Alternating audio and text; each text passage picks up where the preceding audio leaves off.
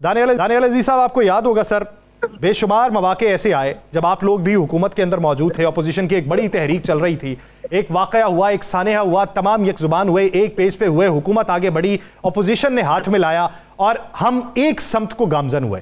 लेकिन इस वक्त में कि बयानात भी यकजहती के आए लेकिन फिर भी एक पेज पे तमाम जमातें दिखाई नहीं दी, उसके बीच में आपको वो उनसर कौन सा दिखाई देता है जिसकी वजह से ये इतनी बड़ी खलीज पैदा हुई? जी, मेरे ख्याल में जो हुकूमत वक्त है, इनकी मैनेजमेंट का सवाल है। असल में जो गवर्नमेंट होती है उनका काम होता है सबको इकट्ठा करना, सबको जो भी उनके मुतालबात हैं उनको किसी ना किसी तरह से हल करना ताकि मामला आगे बढ़ सकें।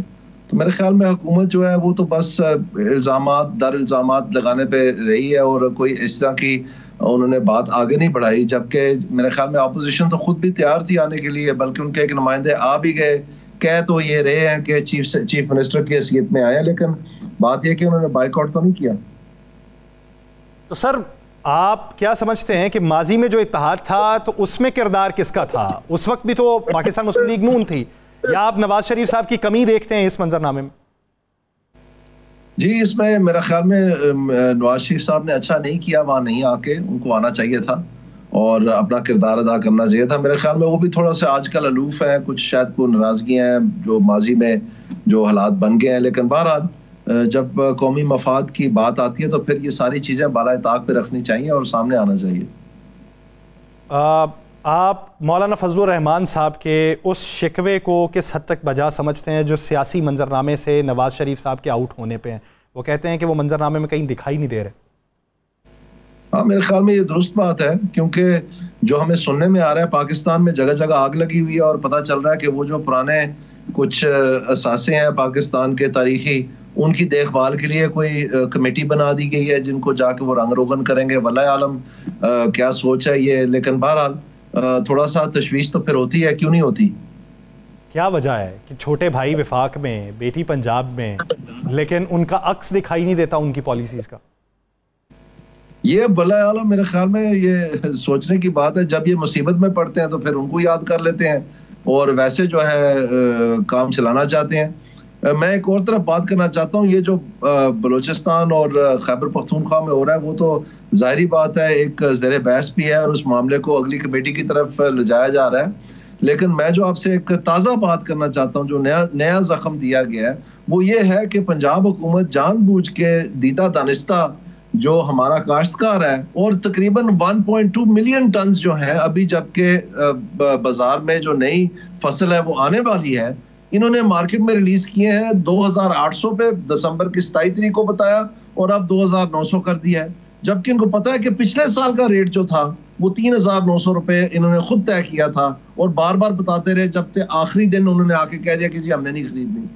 तो ये तो पिछले साल की बात है और कितनी महंगाई हुई इस पूरे साल के दौरान, तो ये उससे कुछ ज्यादा ही होना चाहिए था जब उन्होंने खुद तस्लीम कर लिया कि 3900 रुपए, तो 2900 रुपए पे इसका आप एक सेकंड की इमेजिन करें। दानियाल साहब, जो बनाने की कोशिश की जा रही है, एक तरफ कहा जाता है कि देखें जी माजी की निस्बत अब आवाम को सस्ता आटा दस्तयाब है, तो फिर उस पर उज़र कैसा हमारी मैनेजमेंट है कि हमने आवाम को एक बड़े तबके को रिलीफ दिया है, तो वो नैरेटिव एक हद तक वो आवाम को बाय तो करवा रहे हैं। बात है, कितना खूबसूरत नैरेटिव है। तो ये नैरेटिव जब मिल रही है उसके ऊपर भी लागू करते हैं ना, जो गाड़ियां 1.5 करोड़ की हो गई है उसके ऊपर भी लागू करते हैं ना, सारों के लिए बराबर करते हैं ना। सिर्फ काश्तकार बेचारे को चूंकि उसकी आवाज नहीं है, क्योंकि उसकी तंजीमें जो है वो इतने ऑर्गेनाइज नहीं है, तो आप वो जगह जगह फैले हुए हैं, इसलिए आप समझते हैं कि हर साल उनको ज़िबा करके आप अपना फख्र से बताएं कि हमने बड़ा कमाल किया और एक उनकी आंखों में जो है ना 1000 ट्रैक्टर की धूल फेंके बटन दबा के।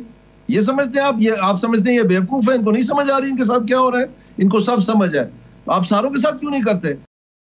मोटर कंपनी नया ये लाती है मॉडल या कोई ये चाइनीज कंपनी लाती है तो गवर्नमेंट फेंके ना 5-6 हजार गाड़ी मार्केट में, तो फिर क्या कि जी आप क्यों नाराज हो रहे हैं? देखिए हमने तो गाड़ियां सस्ती करनी है आवाम के लिए।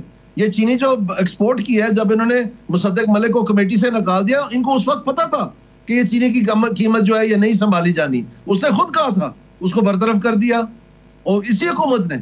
और अब 180 रुपए पे, उस वक्त नहीं को दिल में दर्द उठता कि हमने गरीबों के लिए जो है, क्योंकि ये सब खुद है।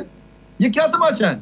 अच्छा चले, अगर मैं इसके मुख्तलिफ दूसरे पहलू पे बात करूं, आप देखें पाकिस्तान मुस्लिम लीग नून में बेशुमार MPAs MNAs जो हैं, जो पंजाब से ताल्लुक़ रखते हैं, वो डेरेदार हैं, उनकी अपनी ज़मीनें हैं, उनकी अपनी ज़मीन पे काश्त होती है। तो इस सब के बावजूद वो क्यों लगे हुए हैं, वो क्यों नहीं बोलते, उनको क्या फ़ायदा? आप पूछे जाके, आप एक स्पेशल एक्सपोजे करना 92 न्यूज़ को बोले कि जाके ये जो so called nation building departments हैं, इनके एक्सीएन और SDO से जरा पूछ लें कि क्या रेट चल रहा है इस वक्त, कितने पैसे इनको मिलते हैं जब ये पैसे लेके आते हैं डेवलपमेंट के नाम से। ऊपर से उसको लबादा दिया हुआ है SDGs का कि जी ये UN की कोई तरकीब है, और इधर जो है ना काम जो हो रहा है वो ये है कि 2 बारिशें कोई सड़क नहीं निकालती, 2 बारिशें कोई सारी पीली ईंटें लगा देते हैं। मैं तो खुद इस चीज के खिलाफ एक पूरी जंग की है।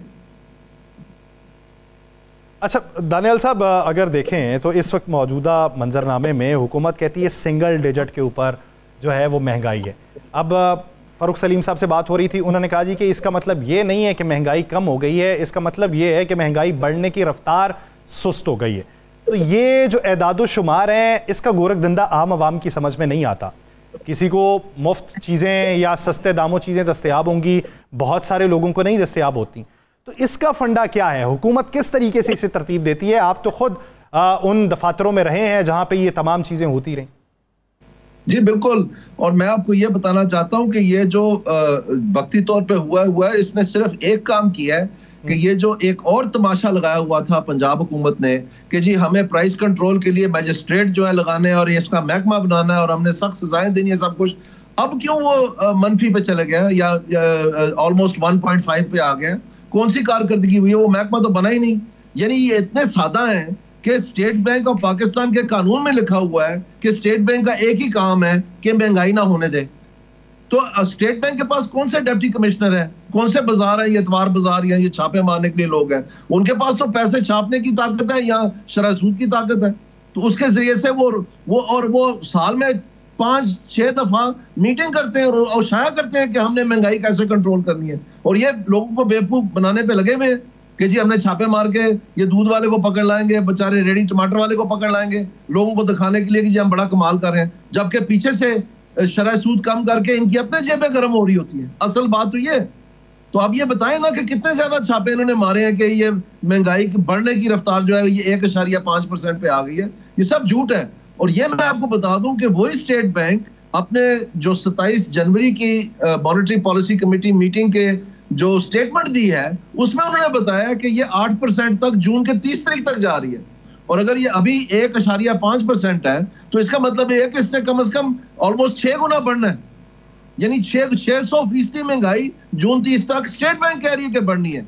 उस वक्त इन्होंने क्या कहना कि डिप्टी कमिश्नर साहब को काम पे लगा दे।